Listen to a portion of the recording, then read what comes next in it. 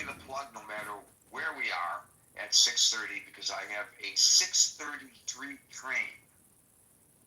So I parked at the train station. So this is going to be interesting. Can I make it from the van to the platform on time? We're less than a minute starting officially. Oh, wow. What a huge audience today. Rodney, Lena, Soma, Mo, Welcome, Frank, Denise, Dismal, Hope, Wallace, Christy, Jalal, Daniel, Aaliyah, Anand, Dr. Francine, a pleasure as always, Dee, Callie, Echo, Akima, Adam, the other Larry, and Joe. Welcome to the Critical Thinking Forum. Hey, Alan, welcome to the stage. Literally seconds away from the top of the hour and our beginning. Meryl, welcome to the room. Freeman Fad, welcome to the room.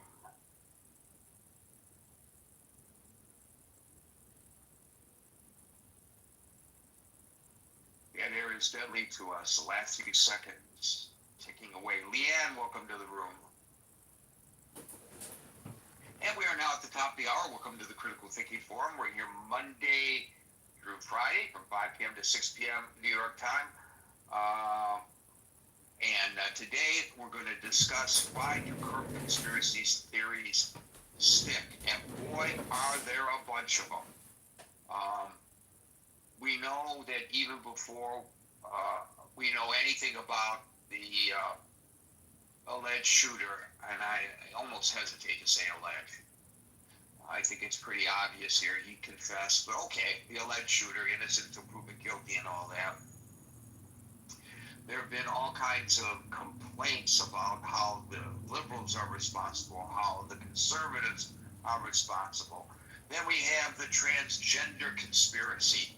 And I've heard the allegation that there's some kind of transgender cabal, when this was some organized, even though the FBI says he acted alone, there is some organized attempt to kill Charlie Kirk.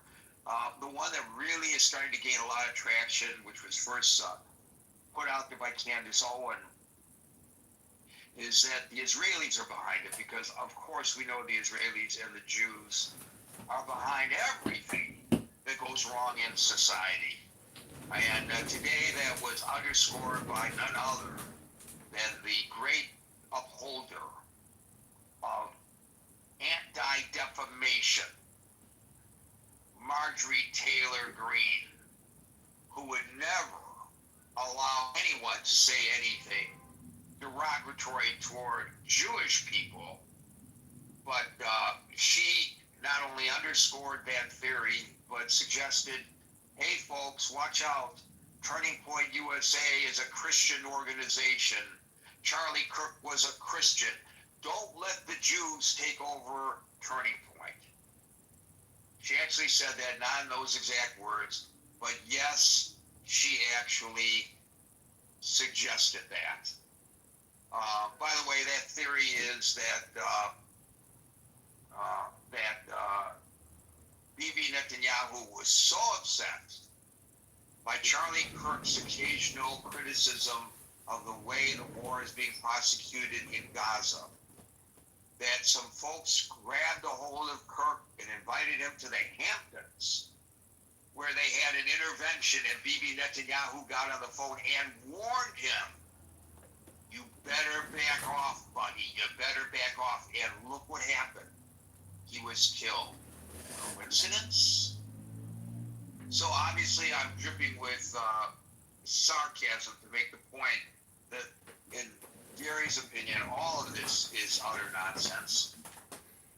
If we have 5 or 6 conspiracy theories, and one of them happens to be true, I could say with some degree of certainty that 4 or 5 of them are utter nonsense. And I could say with a degree of, without apprehension, that none of these conspiracy theories are going to turn out to be true. I don't believe. But the American people love these conspiracy theories. We hold on to them. We hold on to them for dear life. And here's the thing about them, that not just with regard to the Kirk assassination, but in general, that is, and there have been studies about this. I'm not an expert, but I certainly, just as you can, I can observe facts don't matter. You can throw out whatever conspiracy theory you believe you adhere to. And if I or anybody else presents facts to dispel what you just said, you won't believe the facts. Facts mean nothing. And you'll find a way to justify why the facts aren't right. It's the government lying to you. It's the mainstream media lying to you. You can't believe it. This is where our nation is today.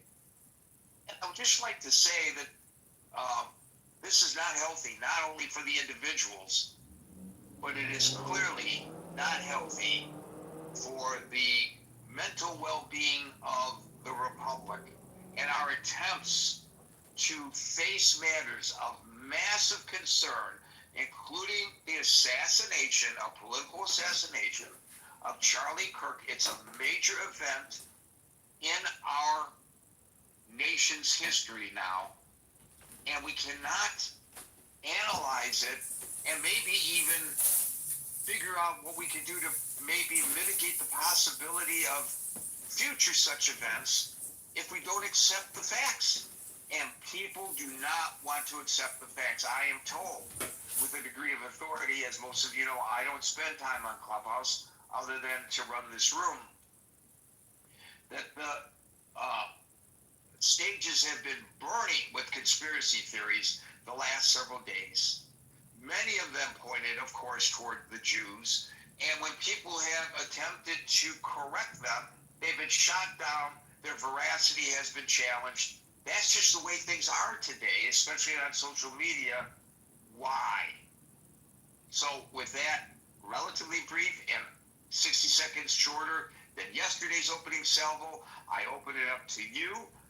Remember, at 6:30, I'm hopping on a train, so we will not extend it very much past our 6 o'clock hour this time. So I will shut up and let Marshall start. Marshall, you're first. Howdy. I shouldn't be flummoxed by Marjorie Taylor Greene's comments because she said stuff like that before, but I'm just like, I am appalled that those words came out of her mouth, or something to that effect came out of her mouth. It's one thing from the American public, it's another thing from somebody famous in Congress to say it.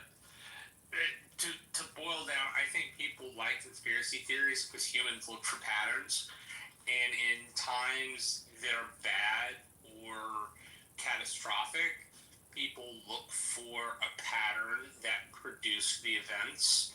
And I think a lot of the time, people who are more susceptible to conspiracy theories see patterns where there are none. I don't know what the clinical term for overseeing patterns in your life is, but there seems to me to be a problem where people look for connections that aren't there to make sense of a bad event. And I'm not sure why it's human nature that we look for that, but it is, to say the very least, disturbing. I think all conspiracy theories are irritating, and I don't like them. I honestly can't stand conspiracy theories. They make me angry, believe it or not, because it doesn't seem like people using their minds. It seems like people just jumping to conclusions that aren't there. So I'll leave it with that. Thank you, Marshall. Howard. Hey, Gary. Hello, everyone. Yeah, so when you first put the topic out there, Gary, I was thinking that conspiracy theories stick, and I was just thinking about, wow, it's still so recent, and there's just so much noise out there, and I know his funeral service is going to be like, Sunday, so it's still, the wounds are fresh and unhealed. But then as I started to think more about it, and you mentioned Marjorie Taylor Greene, obviously there's conspiracy theory out there that some people do believe, a lot of people don't believe it, but about the space lasers and relating to a certain ethnic group. Before that, you could say who she pointed at. Jewish lasers that started the forest fires in California. Right, and maybe, who knows, maybe they guided the assassin on how he targeted, who the hell knows. Pizzagate's another famous one, right, about what was going on in Washington, D.C., and particularly with Hillary Clinton and child trafficking and things like that. But I think aside of it, too, I mean, to partially answer the question, I don't think there's one simple, complete answer that just fits neatly in a box. But definitely a major contribution to the flurry and the nourishing, if you will, of these conspiracy theories is something you brought up the other day, Gary. It is social media, and specifically the algorithms. And why that's so important to a company like Meta. And while I was sitting here, I just looked it up. I mean, Meta stock right now is trading at $775 a share. It's 28 times earnings, and its market valuation is just under $2 trillion. And for someone like Meta, and it also is the same for X, also the same for TikTok and other social media companies, Google, YouTube, people like that. But a click equals ad revenue. So the more that they can identify those topics and those things that are very sensational, and you think about like reality TV and how that's become so popular in the TV media market, but when it comes to social media, the more sensational it is, the more click. Every time you as the user, as a consumer, make that click, they're making money. So the more that they can further amplify it to reward their shareholders, that's another major contribution to why these conspiracy theories stick. It's because they're essentially trying to tantalize us, get us so addicted on dopamine and everything that we're just clicking. And every time we're clicking, it's a ka-ching for their cash register. And I'll land Skylab there. Thanks, Gary. And their algorithms push us toward the extreme viewpoints, not to voices of moderation, such as we hear every day here at the Thinking Forum.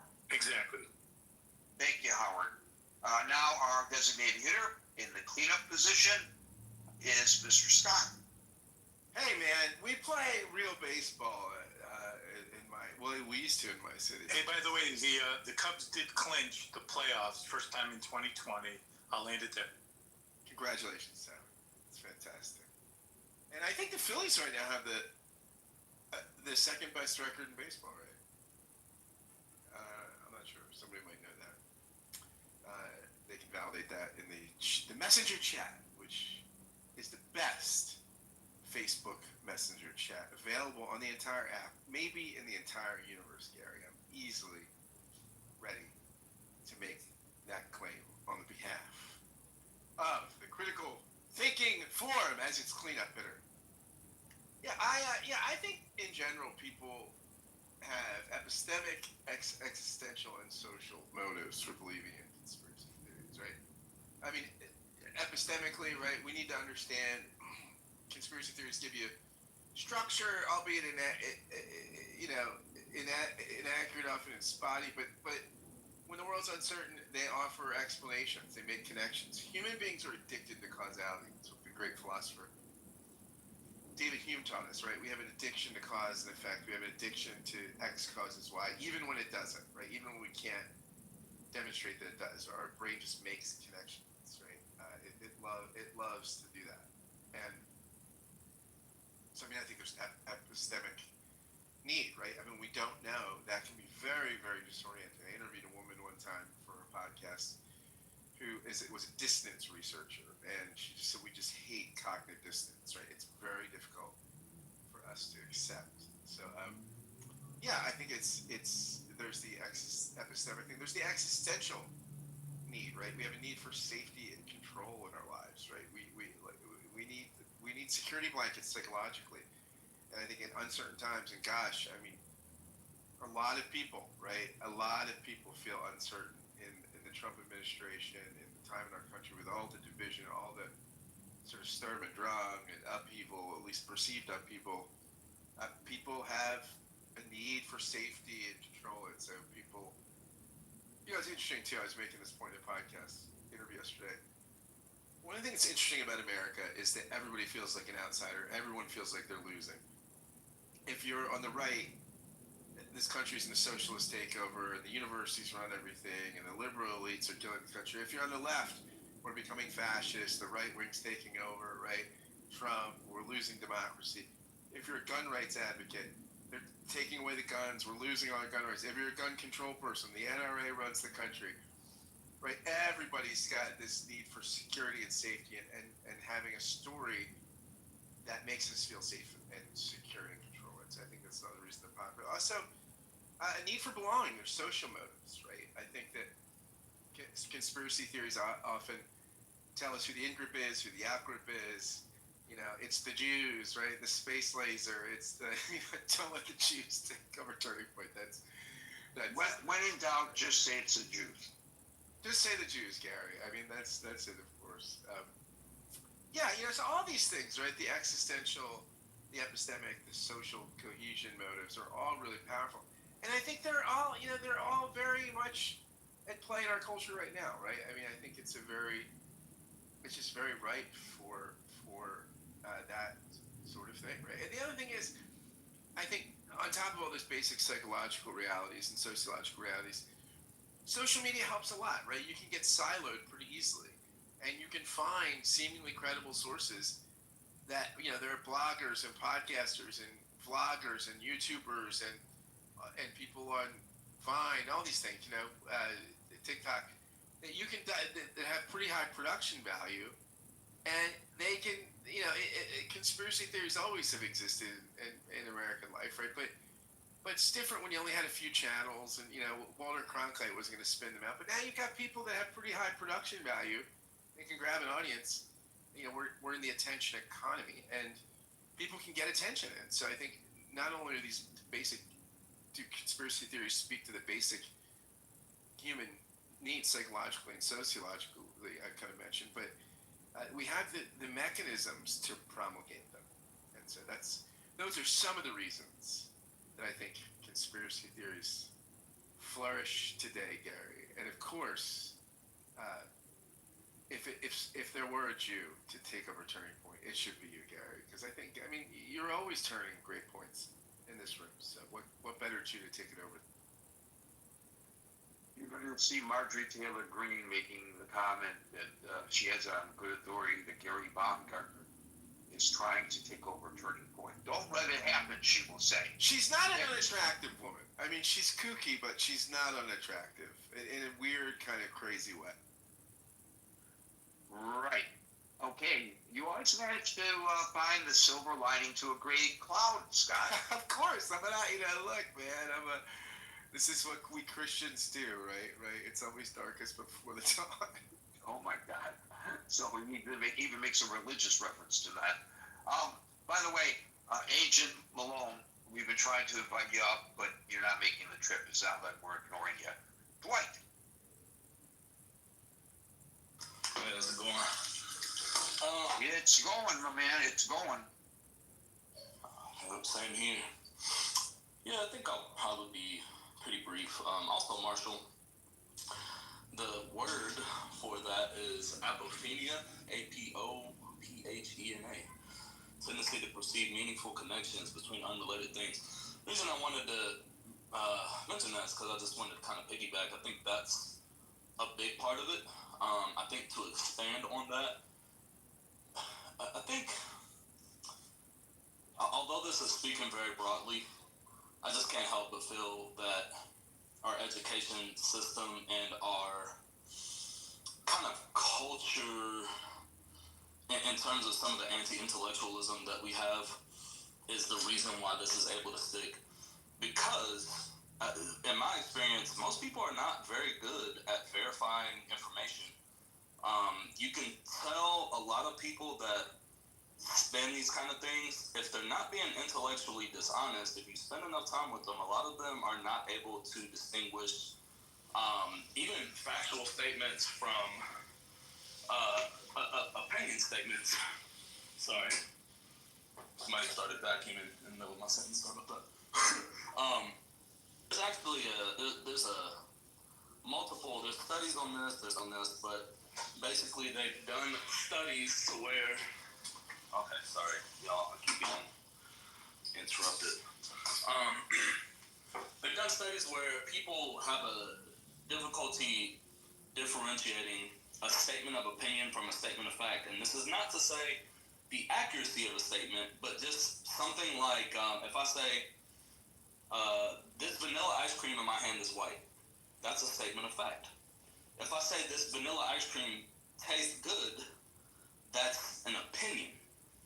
A lot of people, and in these studies, the ones that I've seen two, over half of the people could not make that distinction, let alone get into the actual accuracy of that.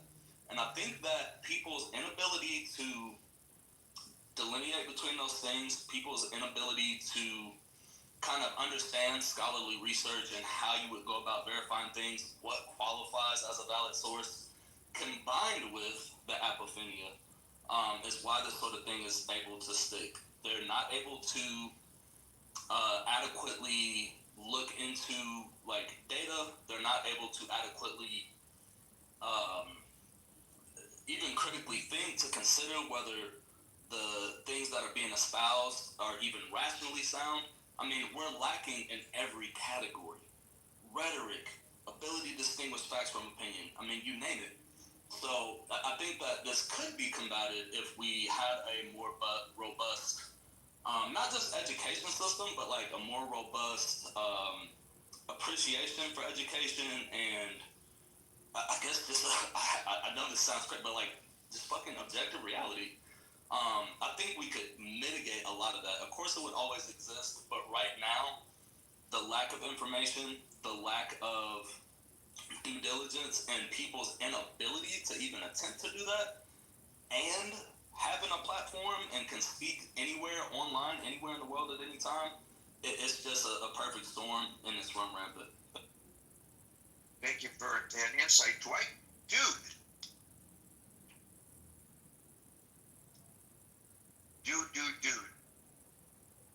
Dude going once. Dude going twice. Kyle, you there?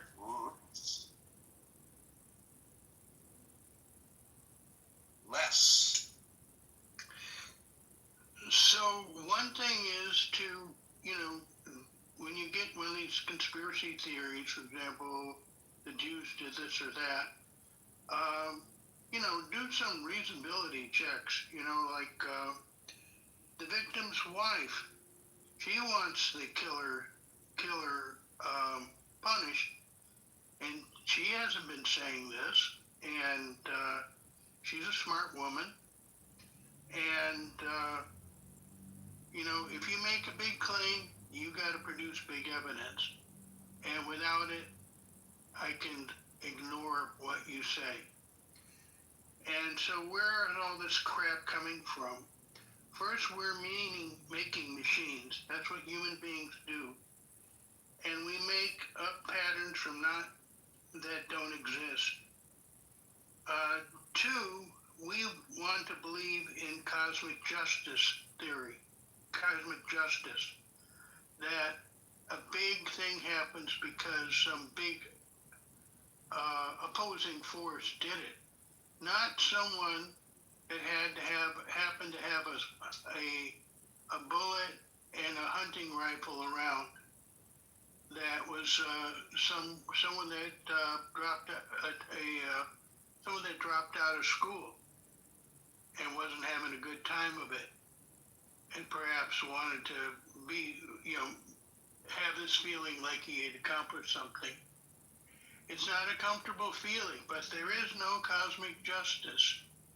As JFK told his wife before he was assassinated, days before his assassination, anybody that wants to assassinate somebody can.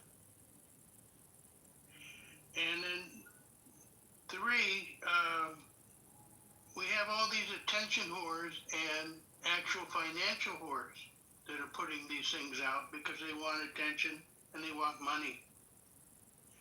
And there is no feedback mechanism or accountability. And I think there should be more mechanisms that me as an individual, I can turn off parts of my feed that aren't giving, where we have people giving me information and then not correcting it when it's wrong. In Gary's field, the people that do this for a living, like Gary, basically they have the capitalist death penalty. If you make a mistake, then you lose your job and probably your career. We need to have not quite that, but something like that. You know, we have people with even less skill, basically randos on the internet. But you know, there are certain strangers I just don't want to talk to if they've turned out to be giving me bad information, and then not, when they find out about it, not correcting it. And I agree with a lot of other things people have been saying. Thank you. Of course, the problem, Les, when it comes to the internet, social media, is that you don't know whether you agree or disagree with them, or whether you recognize something as not passing the smell test until after you hear it. So I don't know how you create an internal algorithm to prevent yourself from seeing that, other than not watching shorts or reels or adhering to TikTok, all three of which give you these quick bursts of information or disinformation. Because of time it's out, it's in your ears and in your brain, and you couldn't avoid it. You couldn't avoid it. You avoid hearing from the same misinformation. Right. Don't go back to the same person twice. Right. Right. Yeah. Like the old saying, "Fool me once, shame on you. Fool me twice, shame on me." Right, and have a principle that you don't believe anything. Big information, a big claim needs big, reliable proof, and ignore stuff that doesn't meet that standard. Well, as you know, Les, I often am clicking away trying to check the veracity of things that people say, not because I'm trying to do a gotcha, but because if it's something I hadn't heard before, it's like, what? And then I try to check it, and if they're wrong, I will point it out. But yesterday, the next caller said something that seemed totally incredulous. I said, what? And it turned out that he was right. And I said that as well. Because it's important for us to collectively check ourselves and determine what's being promulgated on this stage. The one area where we have a little bit of control in social media is accurate. So we can always check each other's veracity, including mine, folks. Please feel free. Thank you, Les. One more thing. It's sure. The person that makes the claim that is responsible for providing the evidence. Yes, that is true. But people aren't always willing to do that. And thank you, Les. Chris. Oh, Gary. Oh, you did that thing I like. You gave me some praise before I got up here. And also something else I like, and I beat King and Brian, which I don't see Brian on the stage, or King, which means I might have some runway here. Gary, that was I agree with that last topic that you spoke about with Les, but the last thing I don't agree with is I don't think it's the person who made the accusations job per se to prove with proof, which even though we should, because that is the intellectually right thing to do. If you make a claim, support it with facts, but we all have to be honest. That actually should fall upon the person who also received the claim, not the person that gave it. You should also want to double check the person who talks to you, regardless if it's the person that you love the dearest or the person you despise the most. Never just take anything at face value.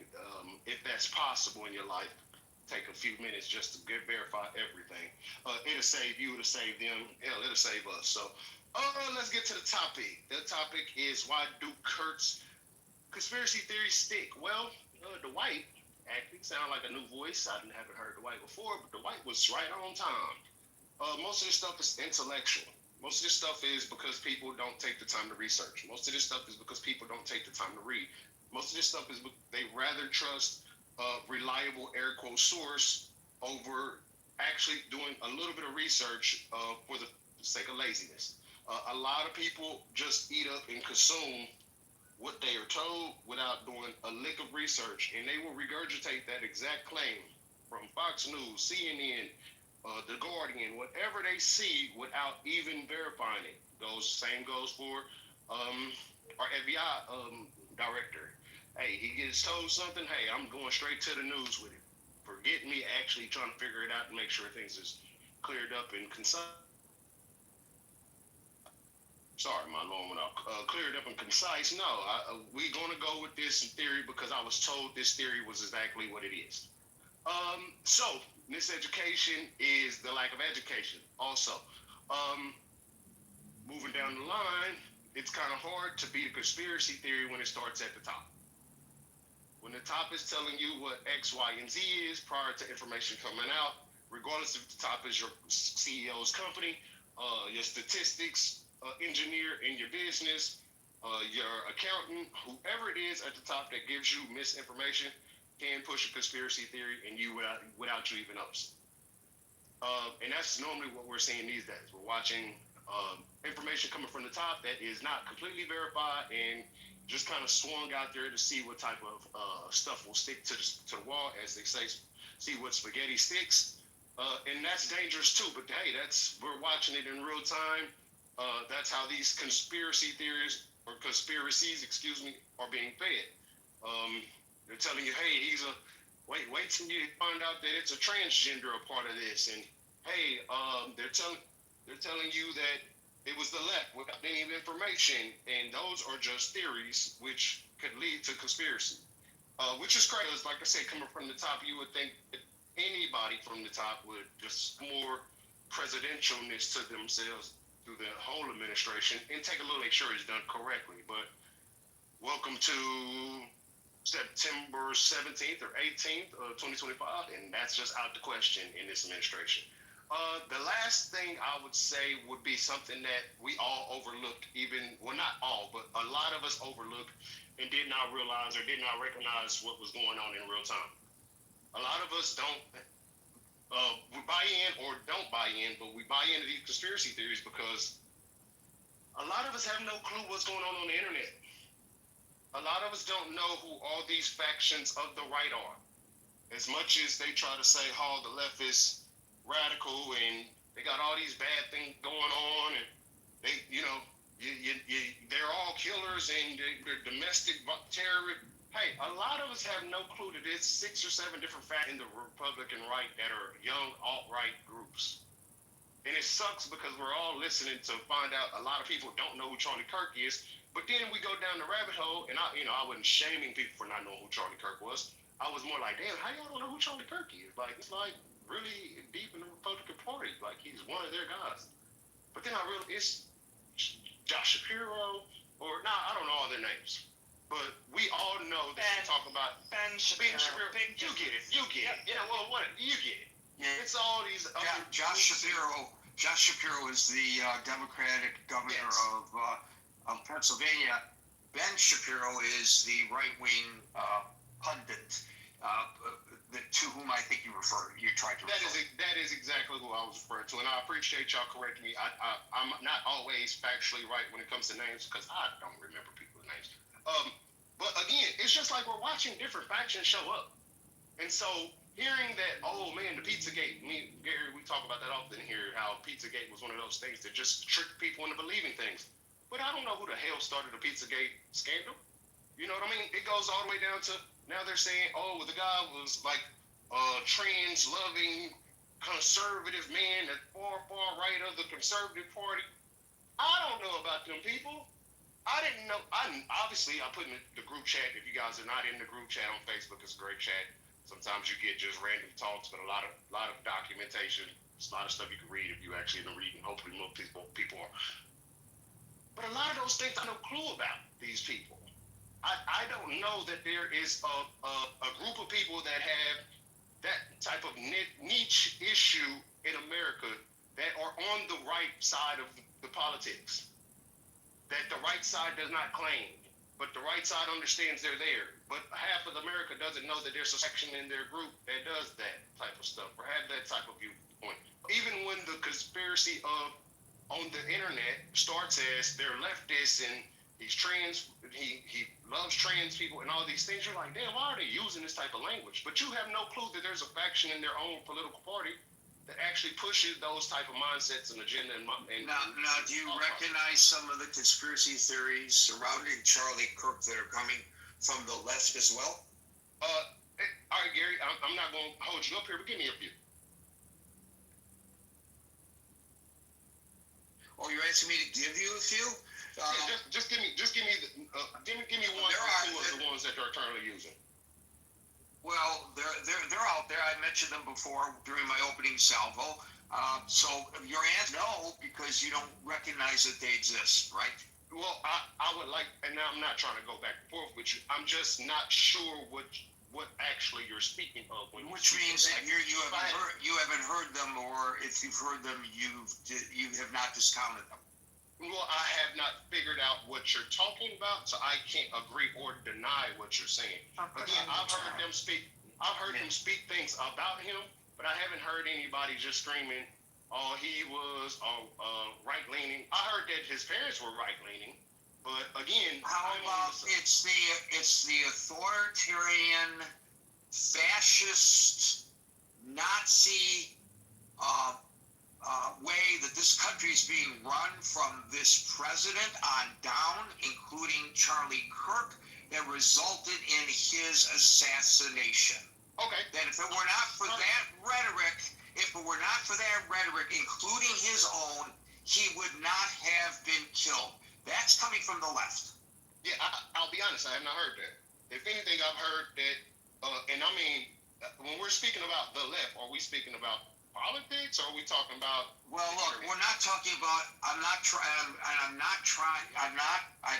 The reason I hesitated when you asked me for an example is because I'm not trying to malign everybody on the left, as I've seen many of the right-wing pundits attempt to do, and to suggest that anybody who's on the left is part of that group who's celebrating the death of Charlie Kirk. And I can guarantee you, yes, there are people who are celebrating Charlie Kirk's death, and they're idiots, but they're probably less than 1/10 of 1% of the total population of the United States, much less, how would you even say that they are representative of the left? But I'm just suggesting that some of this is coming from the left as well, and and that's why I asked you whether you recognize it, and your answer is no, you don't. Yes, I don't, but I'm asking my last question to you about that, and I'll continue and I'll finish very briefly. Is that coming from the top? Is that coming from the politicians? Well, it doesn't matter where it's coming from. No. Well, that's the part of the conversation. It's out there, and so I'm just suggesting that we have to be perhaps broad in our interpretation and recognize that there are all kinds of conclusions reached by all kinds of people from all differing perspectives, and all of it is wrong until the facts are evident. In this case, they are not. Gary, I should take show on the road, because actually I feel like without me even putting all this together, I baited you into that. Because my last point, Gary, was, why do conspiracy theories stick?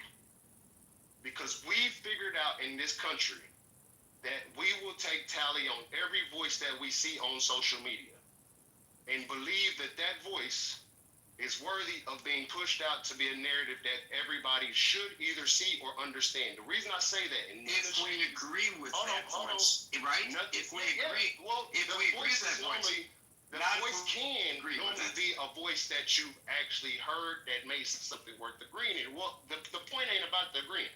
The point is when we take tally in that aspect, we miss the fact that a lot of the internet is filled with bots. A lot of the internet is filled with people that are programmed. Let me start over. A lot of those things on the online, on these pages, on your Facebook, in those comments, on your X, in those replies, are bots. We don't have physical faces or bodies to go with a lot of those narratives, and those narratives also push the conspiracy theories. So if we're always taking tally of but the Democrats, when they're on your side, and we don't see a face with a, and we can't pinpoint it being from the leadership or the top, then that's how we continuously push the conspiracy theories, because the conspiracy theories can and have been fed by the bots, whichever bots they come from. I don't know if they're Russia bots, China bots, North Korea bots, American bots. You're right. You made your point. You made your point. Last thing. I thought that was the last thing. We got to go because I got to catch an early train. I got you. Got to catch an early train, Chris. I'm sorry, Gary. That's all right. That's all right. You get wound up, but I appreciate it. I appreciate it. Listen, sorry, I don't mean to cut you off, but I had to, so I guess I did mean to.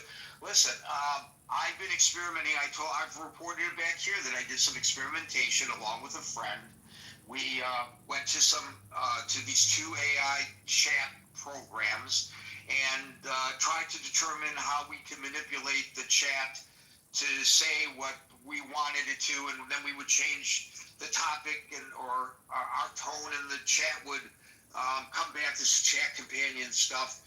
They always agreed with everything we suggested, no matter what we suggested. So it was very boring.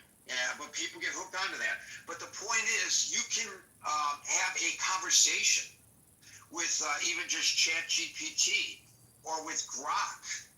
You can have a conversation as if you're having a conversation between Chris and Gary, and it'll answer in logical terms. You can have an intellectual discourse. I don't know how that's possible, but that's exactly what's happening. Most people maybe use ChatGPT to try to search something like they will Chrome. Take the next step and try to have a conversation.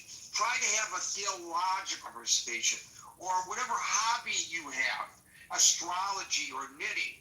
Have a conversation with ChatGPT about astrology or knitting. And tell me whether that conversation mirrors the kind of conversation you might have in an astrology club or a knitting club. And you will not be able to tell the difference. So you're absolutely right that a lot of this is being fed now, not by just individuals who are sitting behind the screens putting out disinformation, but by that are programmed to do so. And that's a good point. Thank you for that, Chris Merrill. Yes, I'm going to be a little bit more basic. I think conspiracy theories stick because people want them to. I think that, first of all, you're talking to a room full of people who try to do some research. There are people who don't know how to do research. They absolutely do not know how. So they repeat, they regurgitate what they hear. And I think Scott touched on it a little bit about what people need socially. I'm going to go a little bit different. People want to be part of something. And so you're all exposed. Every part of us is exposed. Our nerves are exposed. Our vulnerabilities are exposed. And somebody hones in right on it. Somebody says, hey, like you used Marjorie Taylor Greene as an example, Jews and lasers and stuff. Somebody honed right in. You can bet that there were people who believed it because they wanted to. It resonated with them that Jews do bad things. Oh, Jews can do these things. And it just honed right in on them. And that's how it happens. And then there are some conspiracy theorists, people who fall for them because it gives them a sense of belonging. maybe they weren't popular in school, or maybe nobody pays attention to them, but they get involved with conspiracy theorists and they have these exchanges, and now somebody's listening to them, and now they're getting some kind of recognition, and they have some kind of belonging to something. And I think that is a way to look at it also. That's pretty basic, but that's what I think. Thanks.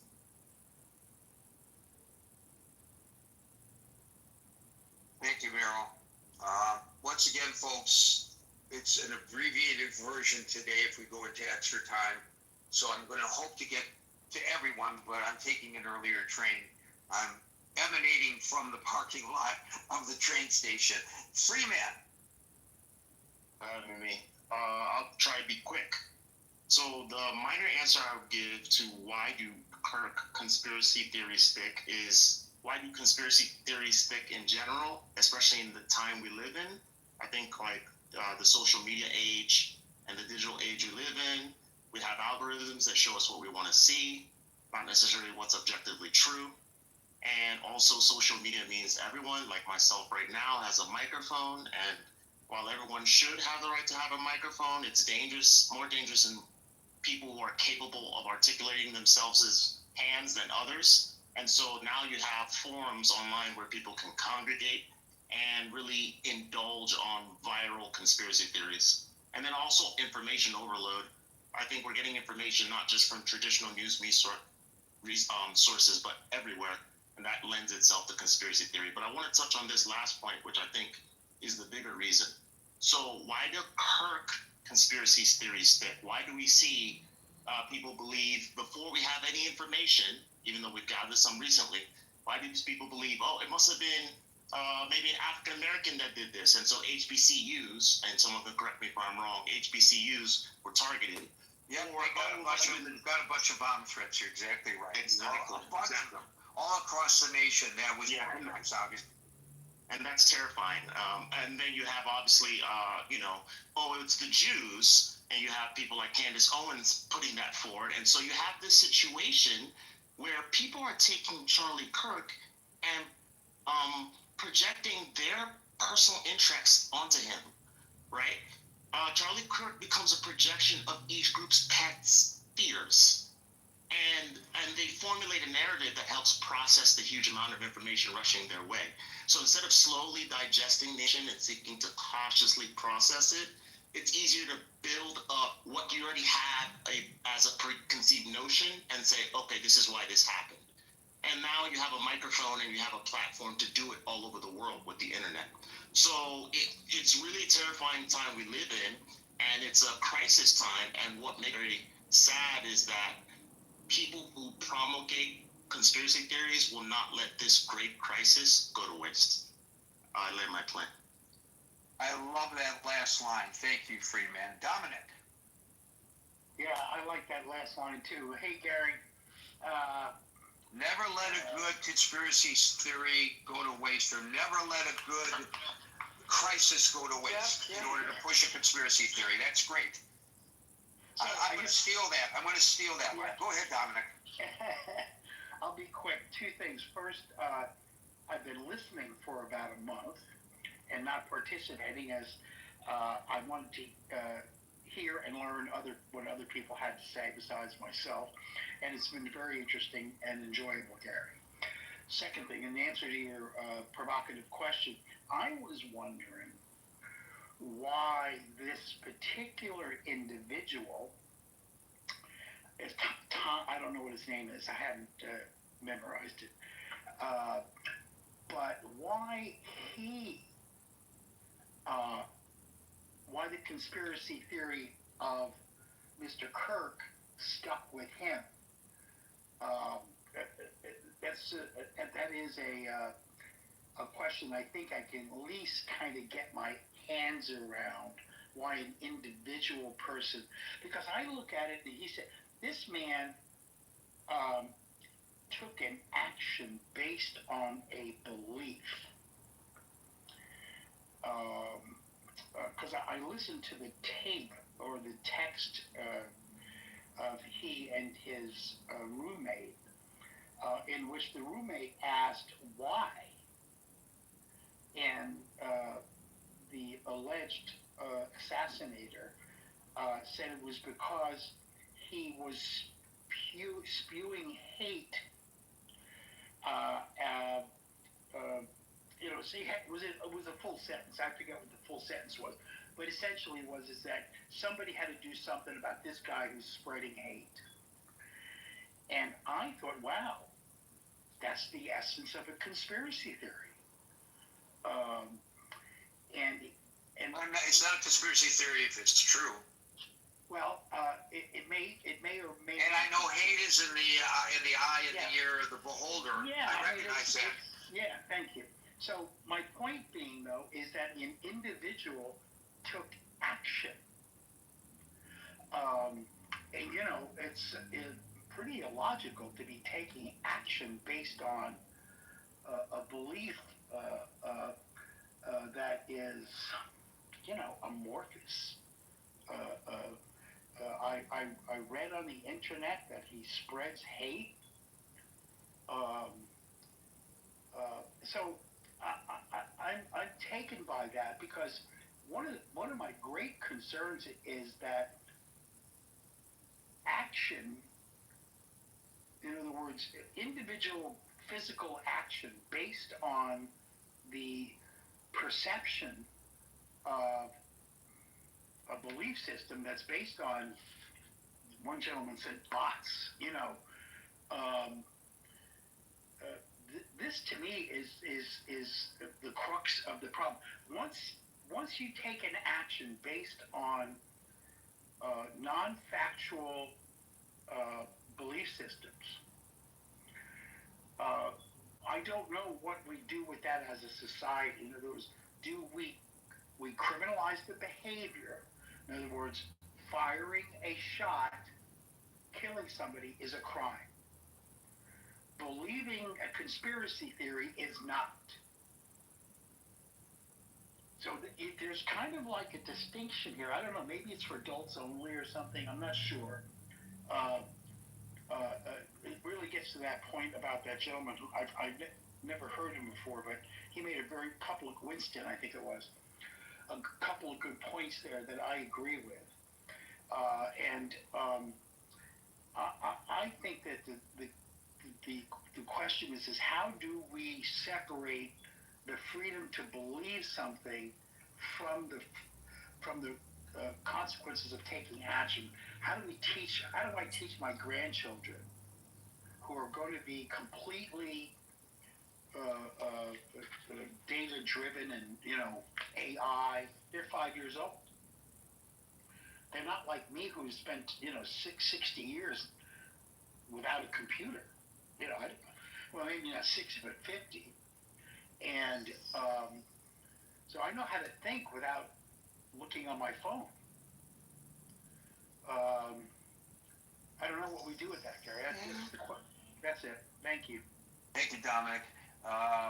We're going to go into extra time early because I have to catch that early train, so we're not going to invite anybody else up on the stage. I'm going to try my best to get it to everyone. I don't know that I will, but I will try. Hi, thank you, Gary. Can you hear me okay? Yes, sir.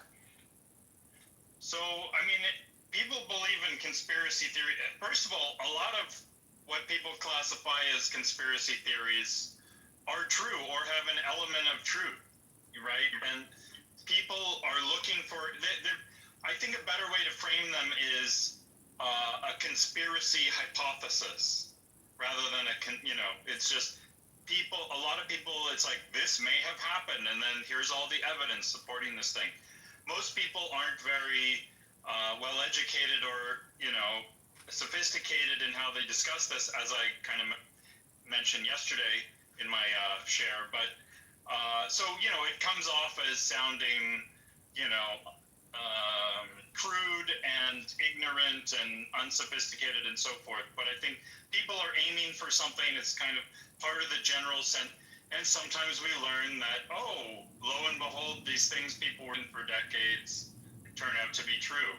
Or there's part of it that's true. Or there's strong evidence that could have led someone in certain directions. So And some of these things are manufactured. The UFO stuff, there's strong evidence, as I understand it, that the CIA was partly behind a lot of the hype in the 90s, for instance. But anyway, the other thing to mention is, you know, well-coordinated minorities have outsized influence in, you know, especially in democracies and things like this. So people who are already prone to magical thinking and who are, you know, feel like their lives are affected by, you know, the decisions or the directions of well-coordinated minorities, they, you know, it's easy for them to connect the dots and come up with all kinds of crazy ideas and ascribe all kinds of things to people that, you know, it's not a very high resolution picture of what's happening, but maybe roughly they're describing something that, you know, and then they sound crazy. In the case of this guy, I think everyone, all the people, even the people like me who kind of get caught up in talking about free speech and all this stuff, I think we're overthinking it in a way. I think, you know, where I've landed with this is this guy is in a, you know, he's in a relationship. He has a tryst with this other individual, and we see it if you watch the film Dog Day Afternoon. We see this archetype of the guy who wants to get the trans surgery, so he's willing to rob a bank. He's willing to hold a dozen people hostage and commit all kinds of crimes because he wants to be the hero, this romantic thing, right? And I have another friend who, in a similar, had a trans lover and emptied gave his whole inheritance for this person's medical services. Yeah, I know like, people who've had straight lovers and given up their entire inheritance. Exactly. So exactly. What the point There's Bonnie and Clyde. You know, another straight example. You have Bonnie and Clyde. This romance of we're going to go off and we're going to commit all these crimes and so on and so forth. I think it's as simple as that. This is about an individual who got something up his bonnet about Charlie Kirk for whatever reason. And I think I think all of us are overthinking. We're all in some kind of conspiracy theory on this. And he didn't just decide he was gonna walk up to somebody and punch somebody. He decided he was gonna take a bolt-action rifle, practice for a 200-yard shot, and then snipe a dude at 200 yards, which just he absolutely did. Just so you're aware, is a longer distance than people can hear voices at. Right? Yeah. I mean, from his text, there was I don't know about you, Marshall. But I hear voices when there's nobody around. But I get your point. I'm going to move on only because we're really short on time, and I'm pressuring myself. It was a good shot, and his grandfather's $2,000 scope was a good scope. Thank you, Gary. Jane, I can run. Thank you. Okay, yeah, thank you, Jane. Thanks for your moderation. All right, Jane, you're up. Okay, great. Thanks, Gary. Want to go back to what we heard from Dominic, just conceptually, no specifics about Dominic, but it took me a minute to realize that what he was describing in this way that makes it sound so concerning to him or aberrant is literally the way the human brain works, Gary. We are a critical thinking forum. The brain works, very oversimplified, by having a moral, conceptual belief system. He talked a lot about beliefs, and these are known to us and unknown to us, and we take actions based on them. There's nothing weird about that. So I just sometimes when it's your field, you have to geek out and go, wait, that's not a problem. That's what happens. That's how it works. So, okay, on the issue of the Kirk conspiracy theories, which to me, a limited follower of this seem no surprise to be immediately focused on Jews in Israel, so anti-Semitic in nature, and obviously, personally, those are the most concerning to me and my family, and of course, many of our friends here. And To me, that is nothing more than, unfortunately, been there, done that, same old America. The Jews will be blamed, and it goes far beyond our history. And this sucks. But I also ask myself, why are so many Jews okay with the trade-off of politically supporting people who, yeah, they'll express their concern for the country of Israel, the nation state of Israel, and but they don't like Jews, Gary. They're not our friends. So it's a strange trade-off. I realize that's a topic for another day, but of course I was just wanting to raise, I didn't know if you did, I missed your opening salvo, but the anti-Semitic nature of the most significant conspiracy theories are frightening, actually, and Jews are not safe in America. It's a lot. And, so it goes. Life in America. And of course, I did mention that during the opening salvo, but I Okay, appreciate I you figured, bringing it up again. Yeah, thank you. Dave. So I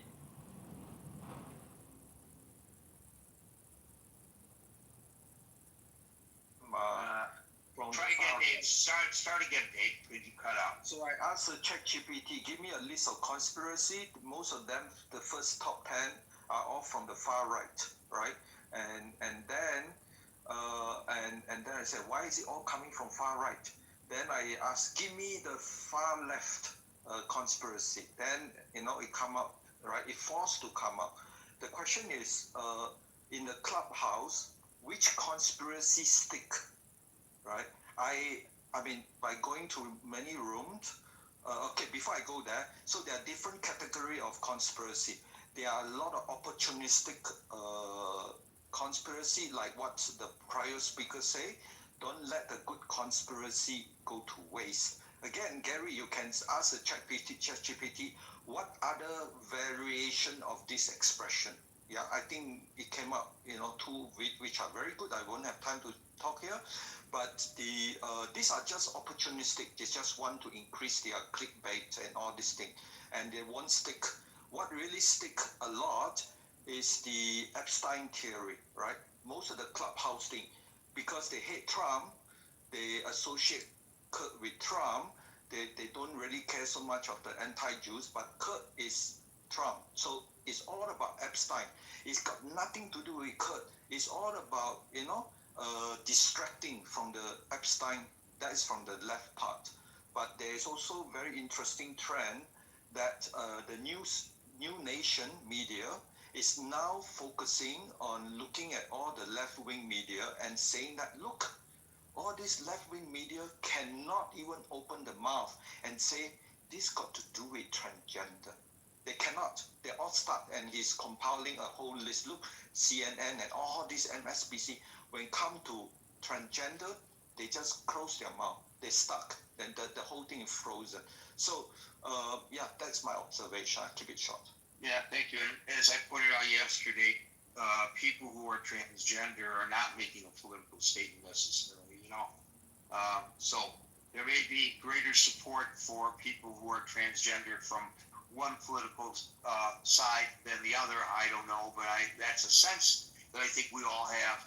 But it's not a political statement to say that you're transgender. It's not a political statement to say that you're gay.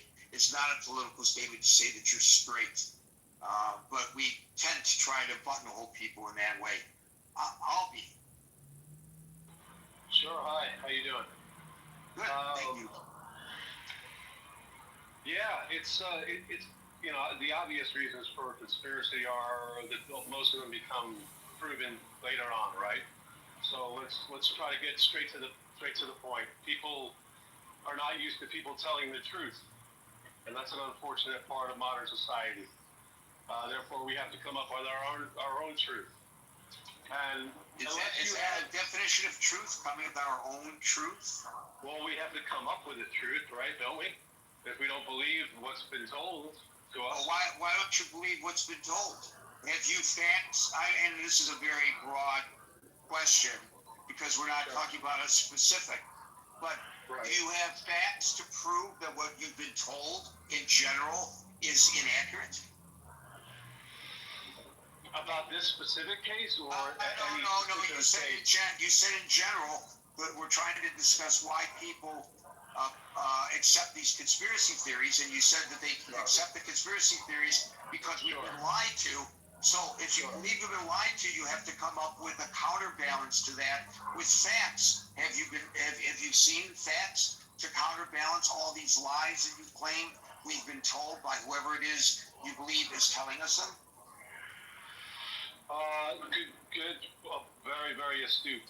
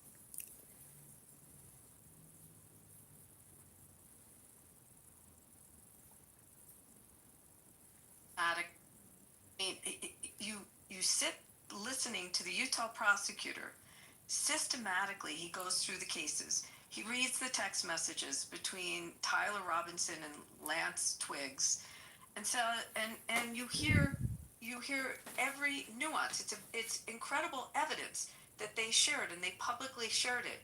It's not, it's something, obviously in a courtroom you're going to have a defense attorney that's going to question certain how they discovered it and go through the veracity of it. But it was pretty cut and dry what we're listening to.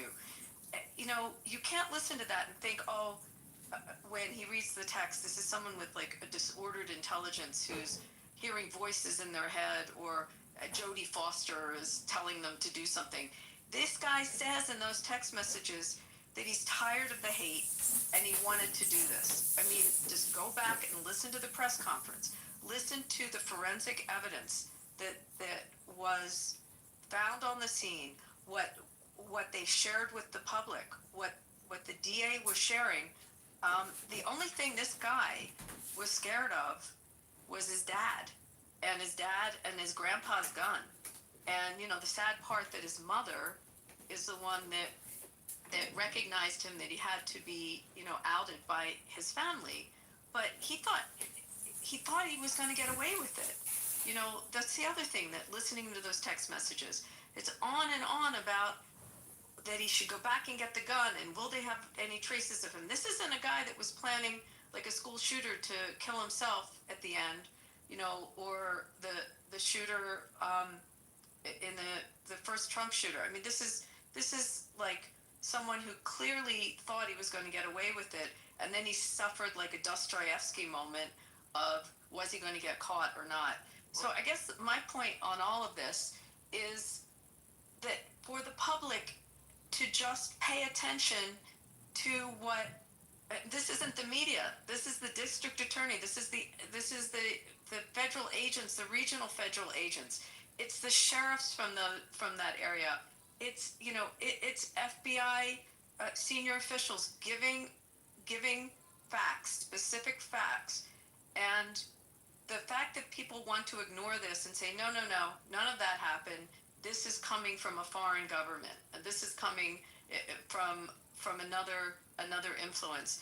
Is just mind-boggling to me. And I mean, it goes back to just this incredible division that we have, this siloing that people are in, and probably, as someone said earlier, the algorithms that they're seeing on their phone that's just feeding something that's illogical to me. I mean, again, this is real forensic criminal information that was shared. We don't often get that specific from a district attorney doing a press conference, and the fact that just gets ignored by people is my point. It's shocking to me.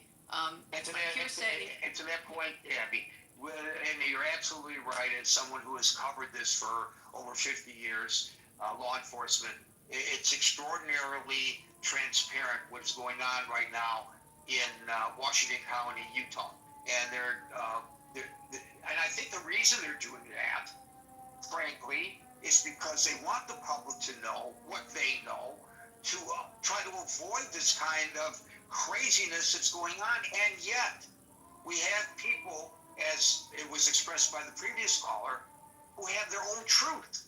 So even when it's laid out to them, and I think this gets back to a message, a back channel message you and I had a few minutes before we started today, and that is, you can throw all the facts at somebody.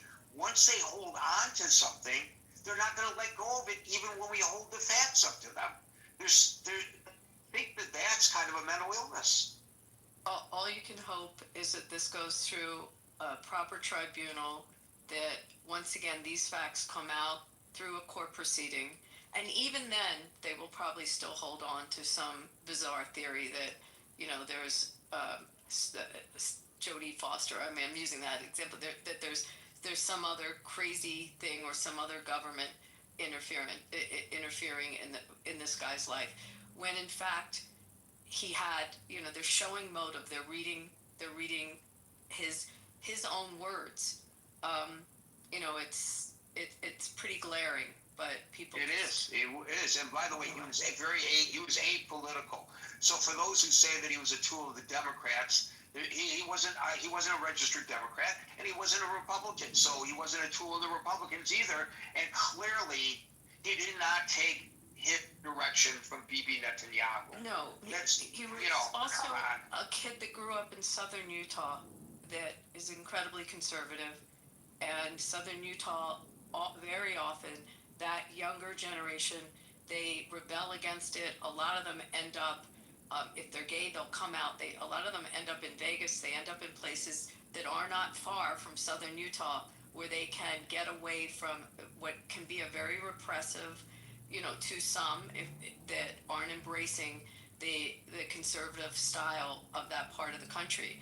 And it just handwriting's on the wall with this one, but people want to look the other way and find something else. Thank you for letting me speak. Thank you for your insight. It was excellent. Thank you, Abby. We'll go to Jude, and then Steve will wrap it up. And I will still catch my train here at the bottom of the hour, I believe. Dude. This is your second chance, dude. And once again, you have failed us. Let it be known. Put it in the annals of this room that Jude has failed us. Steve, you get the last one. Yeah, I think the guy that came up and was talking about his truth maybe just articulated himself a little inaccurately, Gary. I think what he's trying to say is that for a long time, places or institutions that we rely on sometimes feed us misinformation. You asked for an example. Vietnam War, Westmoreland. Was he telling us the truth about what was happening in the war? Just a question. Look, I didn't ask for an example, but I know, yes. You said, tell me how that manifests itself. Okay, we got Westmoreland. All right. At the time that Westmoreland spoke, we did not know that he was lying. At the time that Colin Powell spoke, we did not know that the information that he was fed about Iraq was not accurate. At that time, we did not know. Okay, so you can only go. So you could wait a minute. You could challenge. You could challenge the veracity, but to say we can't trust the government to tell us anything accurate, we can't trust the media to tell us anything accurate. In this instant case, Abby just showed us. Do you not trust the information that? No, that's not what I'm getting at, Gary. I'm trying to articulate examples like you was talking about. There are always going to be examples. So the president, the guy asked the president. The guy asked the president at a gaggle in the Oval Office the other day. How do you justify lying repeatedly? You lie repeatedly. How do you justify lying to the American people? And the president just waved his hand at him dismissively and went on to the next question, which is his prerogative. But we know that he lies constantly, right? But that doesn't mean that we should be always distrustful of what the government tells us, or does it? No, that's not my point. And the point you're making is well taken. All I'm trying to say is when instances like this, even at the time if we don't know, start making its way into a societal culture, and they're aware of these things, even if it's after the fact. We can even go to Adam Schiff and him saying for all that time, committee's got information. Comes out it was. So that means before we have the facts before us. No, Gary, you're missing what I'm saying. Before we have the facts before us, we should take into mind that Adam Schiff lied to us and Comey lied to us, and there was no Russian conspiracy. No, you're mischaracterizing what I'm trying to articulate to you. So therefore, it is okay for us to come up with our own theories and state them as fact, No, absolutely not. I'm trying to. You ask, how do these things occur? And I'm not saying that what you're saying isn't correct. I'm just giving examples of where suspicion can creep in. And then if someone that becomes suspicious doesn't do their due diligence, like Abby talked about very succinctly, good job, Abby, that they would say you have two people. One person goes and listens to everything that Abby articulated there, gets a comprehensive picture and says, okay, I got it. Another guy goes on some weird website and he's got these crazy out here telling him everything. He's already got this convoluted notion in his head that things are the way they are. That's how it manifests itself. I'm not trying to advocate for it. Okay. So wait a minute. Let me ask you about three people specifically, and then we're going to wrap it up. But let me ask you about three people specifically. Okay. Do you believe that Tucker Carlson, Candace Owen, and Marjorie Taylor Greene have any information that actually points to Bibi Netanyahu being behind this assassination? Oh, this is the most hideous and convoluted thing I've ever heard in my life, Gary. That somehow Netanyahu, somehow that this man would be involved. He's got his hands full with the war and everything else, but he's going to take time to do this. No. So why do so many people listen to these three idiots? Tucker Carlson has a bigger audience since leaving Fox on his internet programming than he ever had at Fox. He's got a following. And see, that's what I don't get about what you just articulated there, because all these people have a big enough platform and have a big enough following that they don't have to inject this. So I don't know about that. I mean, there's a screw loose somewhere there.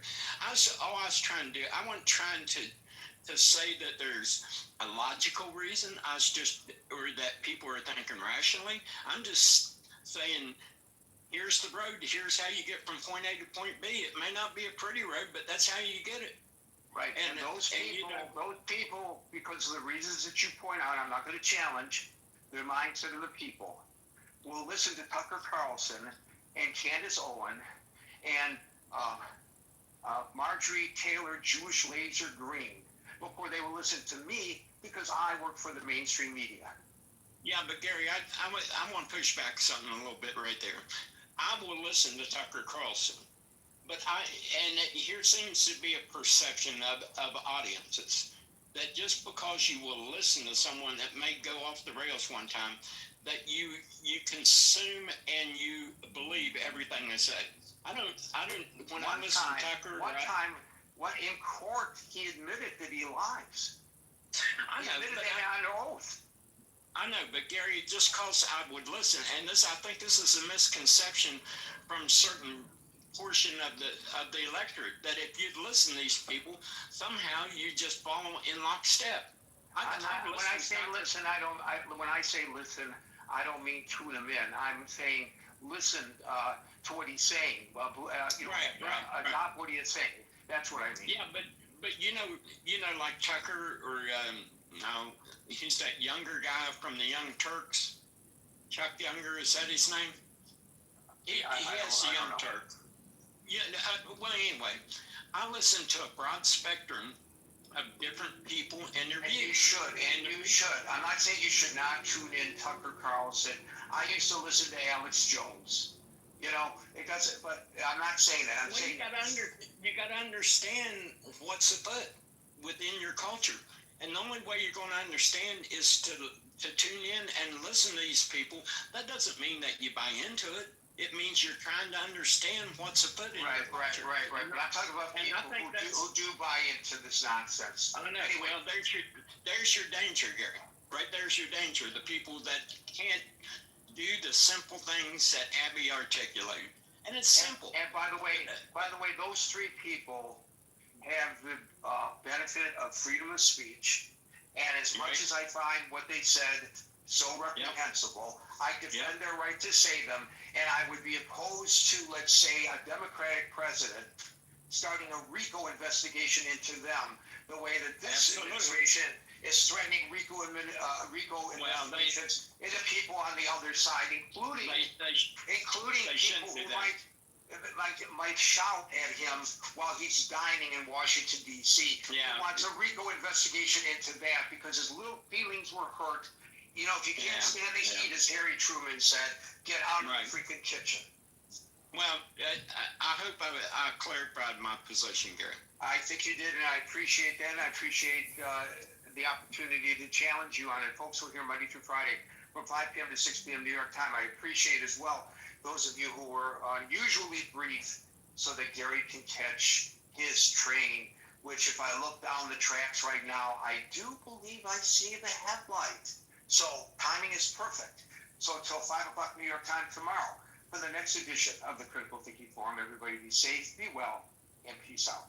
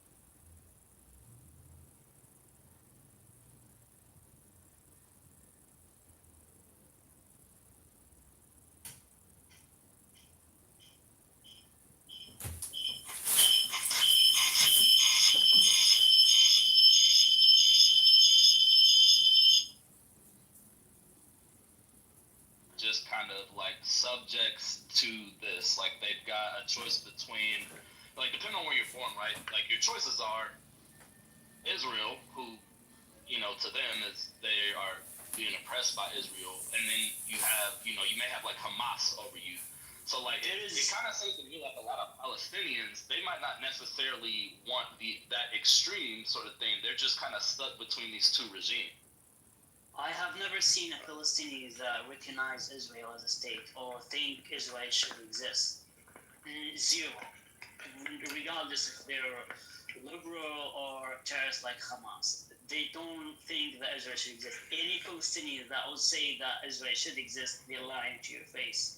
They don't consider that. They think they lost the war and now it's their time to win and kick out the Jews. Anyone who says else, that's a lie. I give you that. Other than that, most of the Arabs, they just have to deal with Israel. They think Israel is America, so they will not fight. That's my opinion about the Palestinians. They will never admit that they lost against Israel.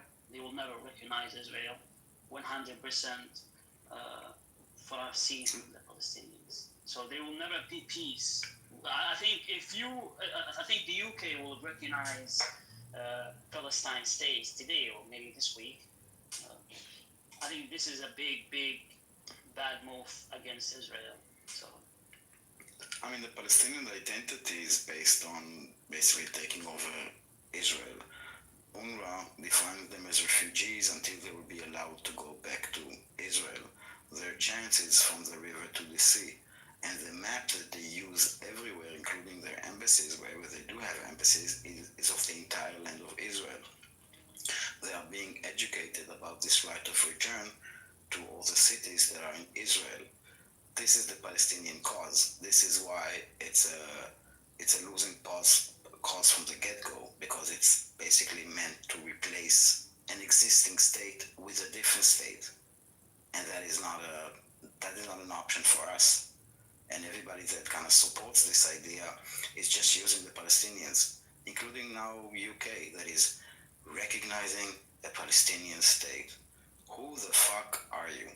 And you know what? The most hypocrites are the Palestinians and the pro-Palestinians that are happy about it, because they're angry at the UK for splitting the land and say that it wasn't theirs to give, in a way as if they gave it, and now they'll be happy with UK recognizing Palestine as if they matter.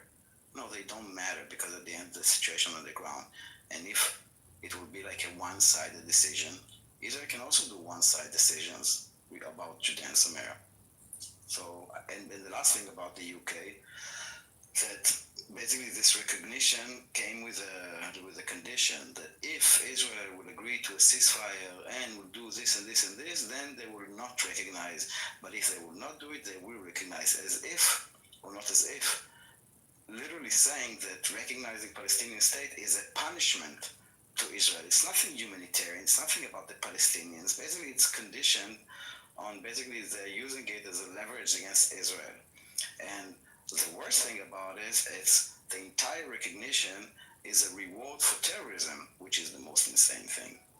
So I think they lost their mind, and I don't think it will really matter for the things on the ground. Yes, it will make things maybe harder for Israel, but it will not actually create a Palestinian state. Like I get that, and that definitely makes sense. Like I think from what I've seen, like I wouldn't imagine that many, if any, Palestinians would want to, recognize Israel as a state, because that's part of their whole thing. Is they believe that it was taken unjustly because like the rules of the I guess United Nations, like kind of that agreement weren't honored, all that sort of thing. So I get that. So yeah, like the idea that Palestinians don't think Israel should exist as a state, yeah, I mean I could totally believe that. But what I'm saying is like, even if that's the case, that in itself, like I would distinguish that from like say the Hamas charter, which originally specifically was like, no, we want to wipe out Israel, like get rid of all of them, kill them, whatever. All of the Hamas charters say it. Including the current one. I thought the new one was like they removed language about like wanting to like I guess exterminate people. I thought it was just saying like they don't recognize Israel as a state or something. And they will continue with the armed struggle against. They did a find and replace Jew with Zionist, but meaning basically the same story. And the reason that you cannot find a solution, or even this ridiculous recognizing a state, is because the Palestinians at the end don't want a two-state solution. Because agreeing to a Palestinian state or a two-state solution means recognizing Israel. Basically, if they accept, and this is why every single offer for a two-state solution was denied at the end. Because it means that you need to recognize Israel, because one of those two states in this two-state solution is Israel. And it would mean basically giving up their cause, which many wouldn't, because they've been so radicalized to it. Even in the West, they call this entire land Palestine. No, it's like they went too far, so now they get nothing. So what's so bad in the recognition of Palestinian state alongside Israel? They don't want it. I agree. I know. Most of them don't know. And what's wrong? Official PLO and PA do agree for two states. But what's so terrible about the recognition of Palestinian state alongside Israel? Because they don't want to coexist. And it's a threat. You want to create an entity on your border that wants to basically destroy you. So what is the solution? One state? No state. One state, but not for Palestinians. Continuation of the status quo? No, not status quo. Maybe they need to move. Where can they go? I don't know, 50 Arab countries can absorb them. Okay, exactly what you say is exactly the answer for the question why Arab countries do not want to absorb them, because they do not want to be seen as cooperation. They do not want to cooperate with what they call ethnic cleansing. Yeah, I don't buy it. Exactly the main reason why that's not the reason, Igal. Don't be naive. Why you want to affirm me? No, I mean... This is exactly the reason why Arab countries do not want to absorb the Palestinians. No. they do not want to cooperate with the idea which you suggest. No, they're just hiding. They're just hiding behind us and using us as the reason why not. But no, that's not the reason. No, if people want to move, let's say someone wants to move, okay? Let's say no one is forcing them out. Let me ask you this, Igal. What about the people that want to leave? Why don't they accept them? That is also helping us? Come on, Igal. It's not about that, okay? The population in the Arab countries, the leaders, they are afraid of their population because they will be seen as cooperating with what? With our intent to ethnic cleanse. I'm not saying, forget about us. I'm saying someone that lives in Gaza and says, I want to not live in Gaza. I want to relocate somewhere else. I'm done with wars. I want to do something for my family. I want my kids go to school and have good jobs. I want to out of Gaza. I want somewhere else. I assume that there's a few of those, at least.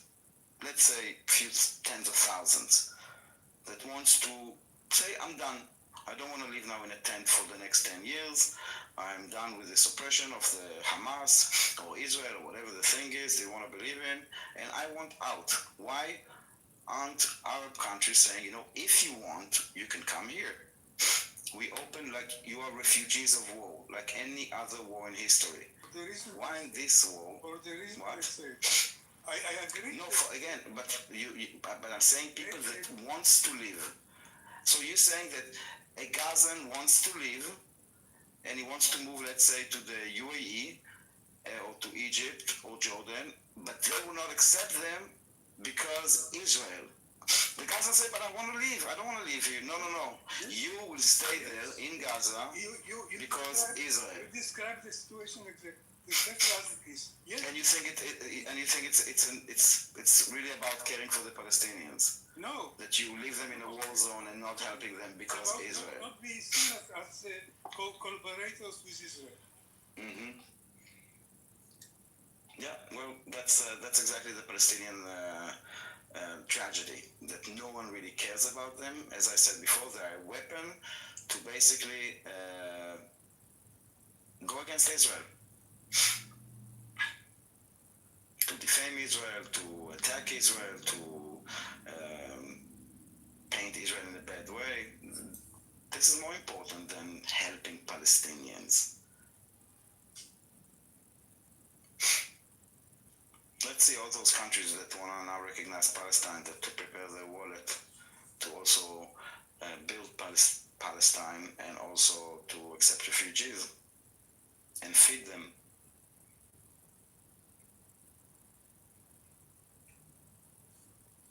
So, is there some sort of logistical problem or something? Why not kick them out? Because when I look it up, Gaza and Palestinians don't seem like they have the ability to just leave en masse. They have these tightly controlled borders. So I don't get what Israel wants Palestinians to do. Okay, obviously they're not going to agree to a two-state solution. So if you're the government and you're the people that have control, why not kick them out? It just sounds like they're being trapped in Gaza and then no one wants them. Killed and starved. Because no one wants them. Yeah, there's nowhere for them to go. Yeah, but how? I mean, even if there was, how could they physically leave if the borders? What do you mean? First of all, they can leave. There are borders, like Rafah border to Egypt. They can go to Egypt and from there go from the Cairo airport. And if they want to leave, those that also leave now, they go via the IDF through the Ramon airport and they fly out. Now it's mostly for medical things. It's not regular, just I'm leaving the country. But if this kid that was on the Times magazine that was presented as if he was starving in Gaza was actually taken by the IDF from Gaza via Ramon airport to Italy to get special treatment. But yeah, the people can leave.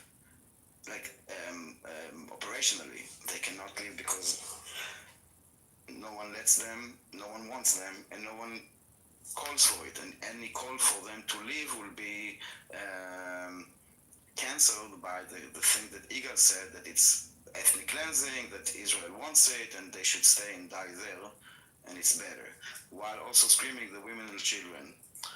Even these women and children, no one, from the beginning of the war, all the pro-Palestinians are saying, oh, the majority are women and children, majority.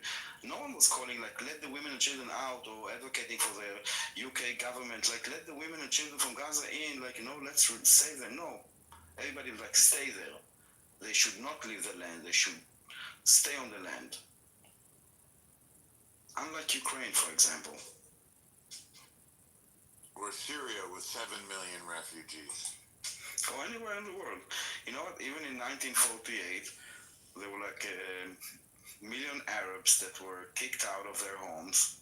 There were actually Jewish Arabs that were kicked out from many Arab countries and were absorbed in Israel and in the United States and in other places. Absorbed, more than 1 million. Just doesn't have a name like Nakba. We didn't brand it. But it's more than the Arabs claimed that were. And those million were actually kicked out. Not were told, like, leave and we'll kick, like, none of those stories.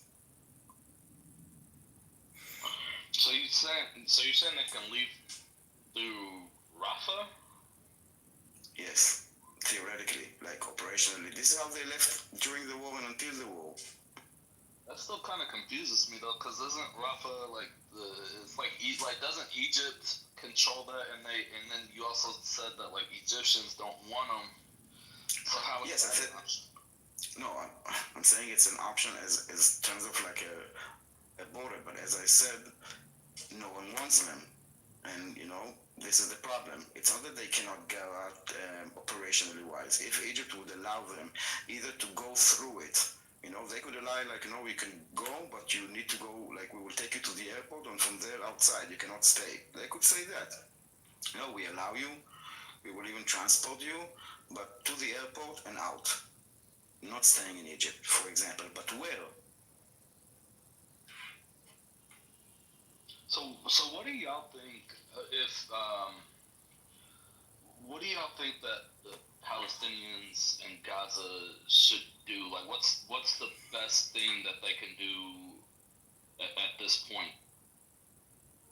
Leave.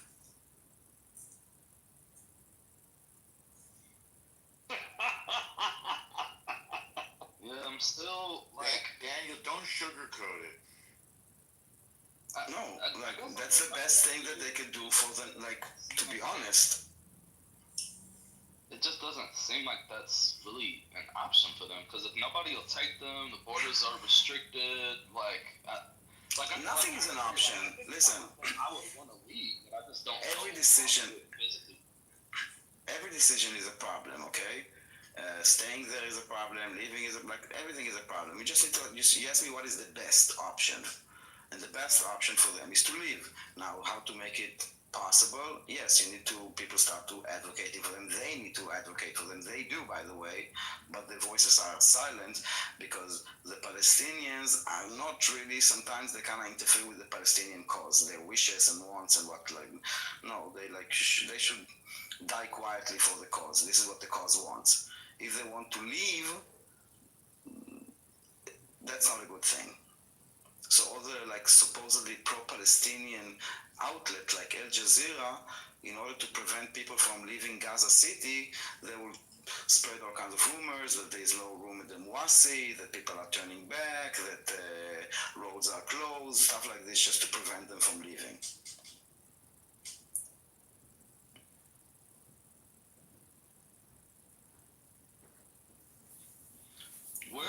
So they have nowhere to go. Find info about that, because I haven't come across that, but I get what you're saying. About what? That basically you're saying it's actually Palestinian, I guess, leadership that's preventing Palestinians from leaving, because basically they're being discouraged from doing that. Am I understanding you?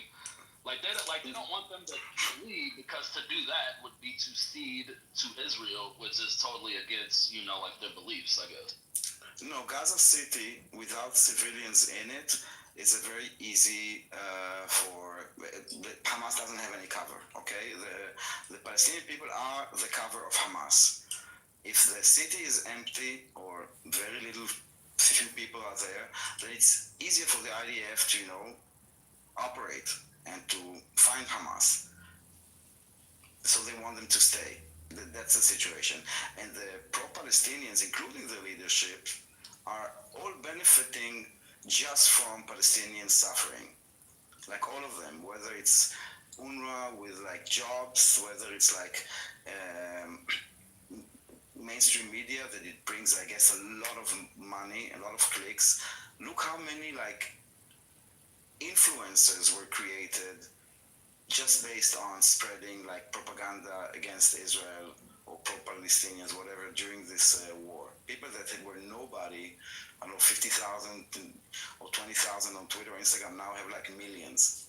Bands like this Kneecap or this the other guy that chanted death to the IDF, and they become like phenomena, this flotilla that the world is obsessed about. Like, people are benefiting out of it. And you know how much money is like being contributed that is so stupid because they're saying, oh, there's no food in Gaza, please give me money through the GoFundMe. So first of all, how do they get the money? Second of all, if they get the money, how do they buy food if there is no food? And if they can buy food, how do they buy food if for the last 2 years all the food is for free?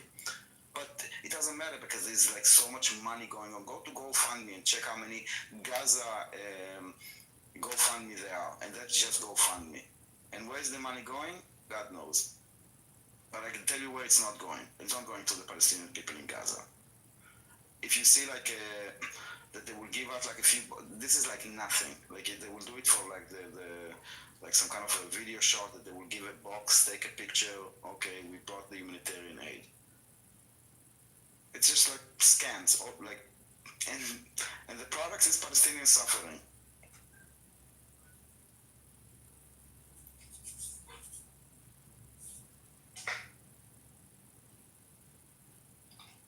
I appreciate y'all sharing that. I'm still kind of like, I don't take anybody's word for anything, so I kind of I look into things myself, but it's helpful. It's more an analysis than like stating a fact. They are a product. Palestinian suffering, obviously, like you will not find it as a factual. It's more like an analysis of the different powers and their incentives. Understanding like what people are doing and also what people are not doing, what people are saying, but also what they are not saying. When there are demonstrations in Gaza against Hamas, like by Palestinians in Gaza, risking their life to demonstrate, because that is not like in the West that you can actually speak out against the government. And no one covers it. And I was looking in Al Jazeera to see if they covered it, like nothing. It doesn't exist. They don't give them voice. So it's not just what they say, it's also, what they hide, what they don't say. Well, there were like 41 hours of footage that came out of Gaza of Hamas torturing Palestinians. Like, literally no one talks about it, all those things. Videos of them like shooting people in the knees, like almost every day. No one cares. The fact that they put IEDs and mines everywhere, this we know, right? Because they brag about it. We know how the IDF soldiers die from all kinds of like explosive devices and booby traps and all that. And no one asks themselves like how many children or innocent people also blown up by those mines and IEDs and booby traps. Like, do they really think that those booby traps know that it's the IDF that is stepping on them, or it's an IDF car that is like driving over them? No, but they just know that everything is attributed to an IDF, and it would be very bad for the cause to say that it's like they caused by their own people. 50% of their rockets land in Gaza and kill their own people, but it's all attributed to the IDF. Every single death is IDF. And people can think about it very easily, but it's just not comfortable for the cause.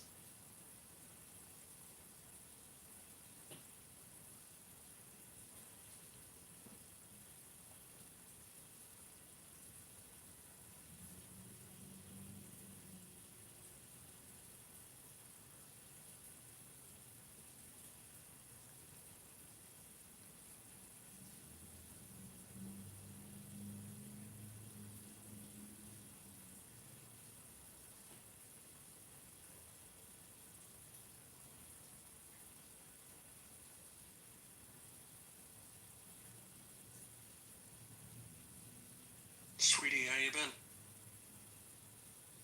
Sweet as usual.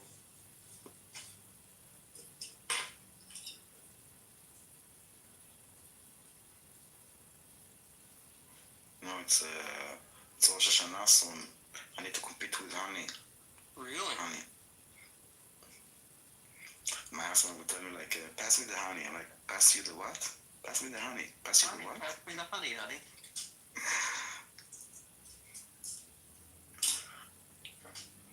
Give me the sugar. Where are you gonna be for Rosh Hashanah? I will not go. I was in Israel like a month ago, and like in August, and I couldn't leave. Like I was there for like, I came for like 2 weeks, and I extended it like to a month, and then I was like, okay, I'm done. I can go back home now. And I couldn't find any flight. It was all packed because it was August. So now I'm afraid to go on Rosh Hashanah, where again the airports are like peak. I would rather kind of go against traffic, you know. But my husband is going for Yom Kippur.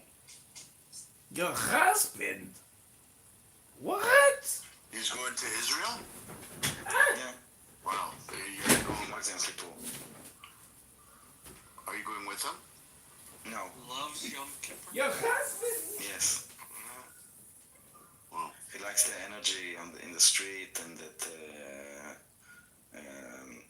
like he always talks about it to like people, because like not Israelis or Jewish, about this kind of day in Israel and how it's experienced, and it's very different to Yom Kippur anywhere else in the world because everything shut down. Is he Jewish? No. Yeah, see, I have a complete lack of energy on Yom Kippur. No, you did it. It's very powerful day. Yeah, no. Have you ever did it in Israel, Yaakov? Once, yeah, once. In a city or where? Right in Jerusalem. And did you kind of? So you felt that it's different, like walking the streets. Well, just being in Jerusalem is different, you know. Yeah. On Yom Kippur. Yeah, true. In general, no, even I'm not on Yom Kippur. Yeah, I said especially Yom Kippur, but it's like a double. It's like if it's 3x compared to Tel Aviv, it's like 8x. You know.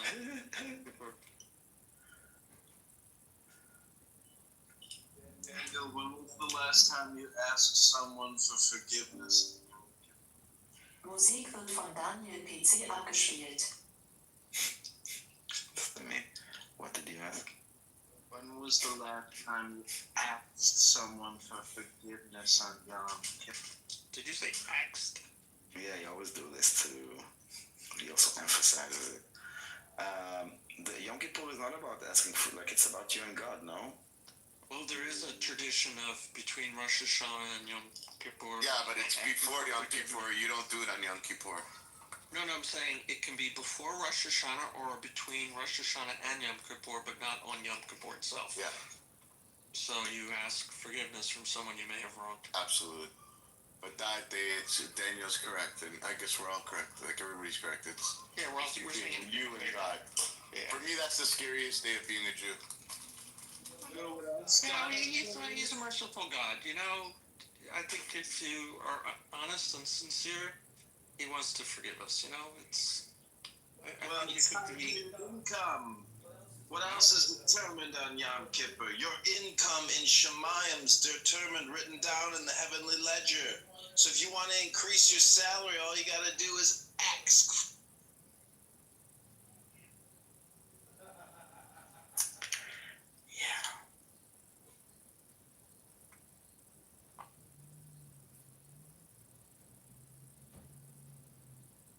I think as a Jew, as a human, we should always ask for forgiveness, right? Every day. It's just more prevalent that you have to be, you have to be reminded. Yeah, you know, I think Modani is a good way to start the day. Many people know how to do it because not many people have actually practiced it. But I've practiced it, and the secret is you have to put the person up on a humble yourself and say, I am sorry. This is a sincere apology. Will you forgive me? That's how you do it, ladies and gentlemen. And what if they say, fuck you, John? I don't forgive you.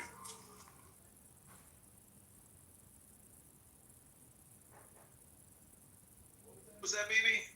What if they say, fuck you, John? I don't want to forgive you. Oh, that's okay. You can do it on Yom Kippur. Or you can do it right now, because every day's Yom Kippur. What's your favorite meal for Yom Kippur? Forgiveness, atonement, fasting. Nice.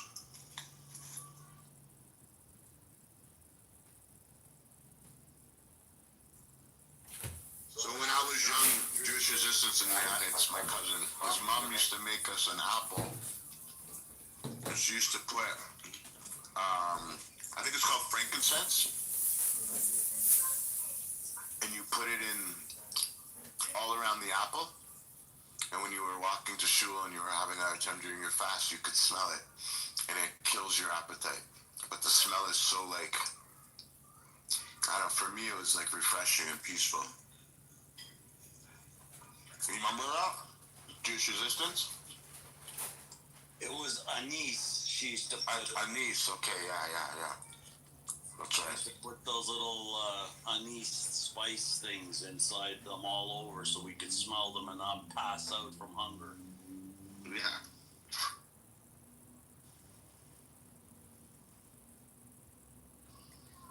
And you had something to hold, like it was like, I don't know, it was neat.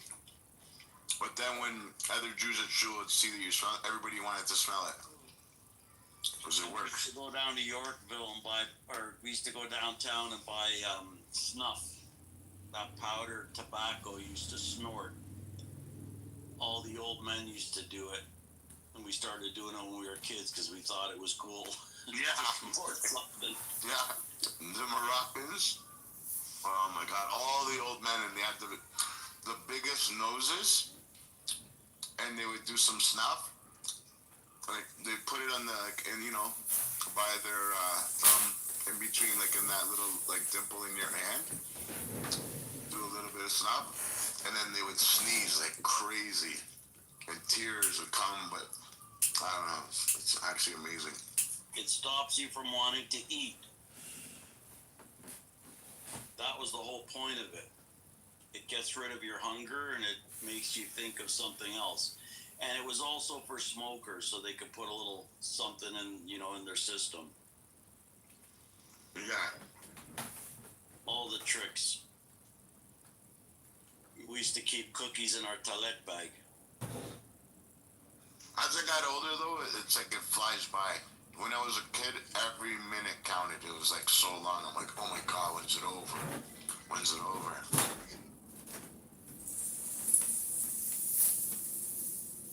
It's true. As you get older, it becomes nothing.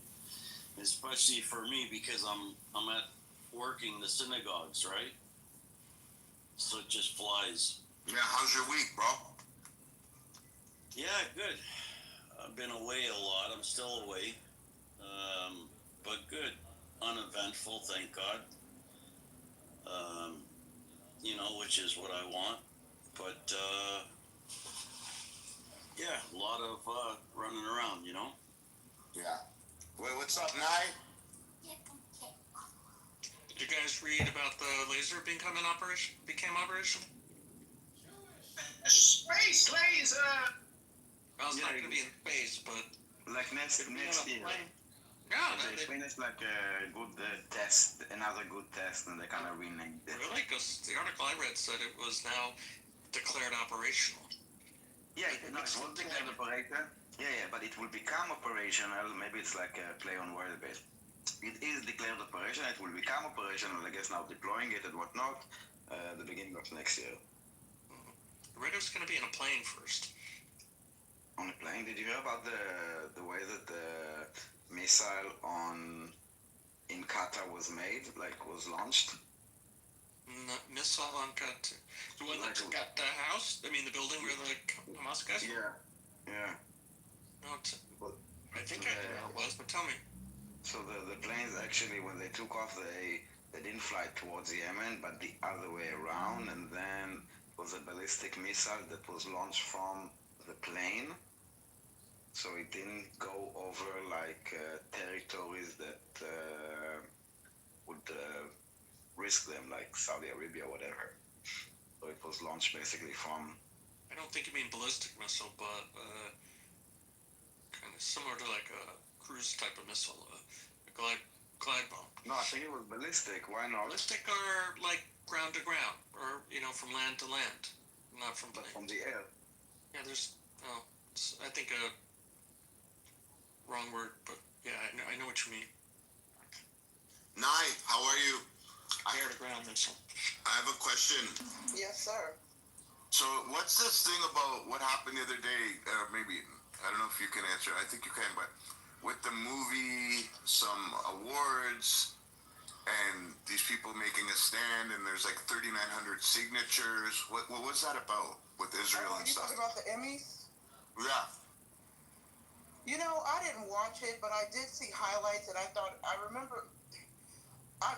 The highlights I mostly saw were actors saying, like Javier Bardem said, he's not going to work with any production companies that support Israel or Israeli funded. It's one of those quotes. Either production companies that are Israeli funded or Jewish, backers, financial backers, or but so he's very pro-Palestine. And I saw other highlights of other attendees ranting on and on about pro-Palestine. And I remember thinking, how, like, you just want to watch an award show. I don't care about these actors and their political views. Maybe somebody does. I don't know who. I guess maybe that's what the people want to see now, where their actors stand, their favorite actors. Maybe they want to tune in and see actors and musicians taking a political stand, whether it be, voicing if they lean more right, more left, if they're pro or against Israel. To me, I'm gonna be honest. I was just thoroughly disgusted. I didn't watch the Emmys for a number of reasons, but the highlights that I saw of all these actors, like pro-Palestine, pro-Palestine. Never mind their opinion. For me, it was like, man, can you just come out to the award show and just celebrate the arts? Do we have to make it a political stance on the red carpet? I was a little disgusted, to be honest with you. Yeah. Plus that winner, what was her name? Hannah Einbinder, made like a really strong public quote that just she had to like separate herself from Israel or something to that effect. Her conscience was disgusting. Honestly, I was a little surprised by the reactions, considering how many Jewish executives there are, Jewish producers there are, a lot of Jewish-owned production companies. And so I just thought it was kind of, and the number of Jewish actors there are in Hollywood. I was a little startled by the stance that folks were taking. It seemed to kind of contradict with the long-standing history of actors in Hollywood. They're typically either they're pro-Israel or they just don't make public opinions about this. So it's very curious to see why they switched. Jaya, I would suggest you be quiet while I'm talking. And if you want to stay in this room, I have you blocked. I have you blocked. So if you leave, you probably won't come back. I moved him to the bottom, so. Yeah, he came into a all-female room last night and streamed our room and then changed the headline to make it seem like we were, leaning one way when we weren't. It was very disrespectful, very creepy, and very abusive. So I'm blocking you across all channels, even though it doesn't matter. You'll just create new accounts. So I'd advise you to shut the fuck up while I'm talking. Well, there's a problem with somebody that wants to run for a government position that doesn't respect people's privacy. Yeah, it's really annoying. He came into an all-woman room last night. Mostly black women, but not exclusive for black women. It was all women. Why you were in there, I don't know. And we kept telling you to leave. And we reported your YouTube channel. I don't think it'll make a difference. But I'm really tired of your bullshit. I'm really tired of you. You're so disrespectful and so weird and such a hypocrite. You got the nerve to come on people's stages and tell them that they're clown house and they have nothing better to do, and that you're so well read and you read all these books, but yet you spend all your time violating people's privacy and harassing people online. And he's So got shut the fuck 60 up. Sorry, fucking baby. phones. Wait, is he still in the room? Is he still in the room? No, he's there under anonymous, but I hope he has the common decency to understand what Nye just said and respect people's right to privacy. So now my homegirl's got to change her room to private because of John. She had never even heard of John. Now she's got to change her rooms to private, right? Limiting the amount of women that she can invite into her space to support and encourage women because of this creep and freak, John Kitover. Sorry, BB, for hijacking this. No, not at all. Mention that Speak he your had mind. interrupted me. We know we love you. And to Normal's point in the chat, yeah, it's a bunch of actors virtue signaling. Absolutely. Yeah, I was about to say that. That's what I thought Kana's, statement was about. She's the most interesting one because she grew up modern Orthodox too. This mind disease is spreading very quick.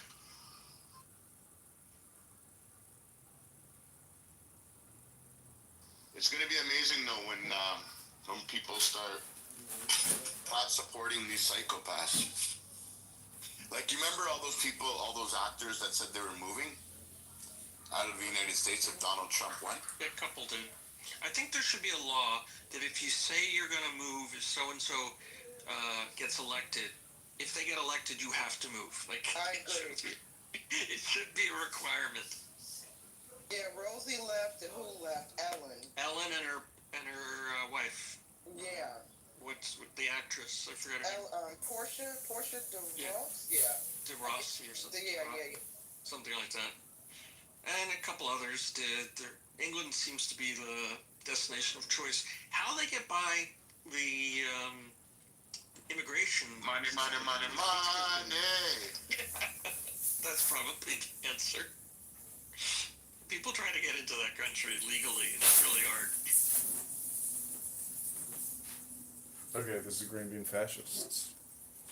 Yo, so I got a back channel message tonight from Scotty. He said that he's trying, and I asked him like, I'm like, you sure it's nice? And he's like, yeah, man. JB, is he trying to get you to open a room with both sides? Well, no, when you say both sides, what do you mean? Well, he asked me a couple of days ago if I would host a room with him, and I said, sure. Right? I said, what day, what time? He said, it's up to you. I'm like, okay, what's the topic? It's up to you. And then, I think later that night or the next day, that's when JB went off with him in the room because of his PTR. And I was like, oh, fuck. What happened? So, I don't think I didn't know that JB felt some way. I don't know that JB felt some way about him until that day he came on the stage with his PTR and JB questioned him about his PTR. So I haven't spoken to JB about it, but I don't think JB is at this point willing. But yeah, I agreed to co-host a room with him before the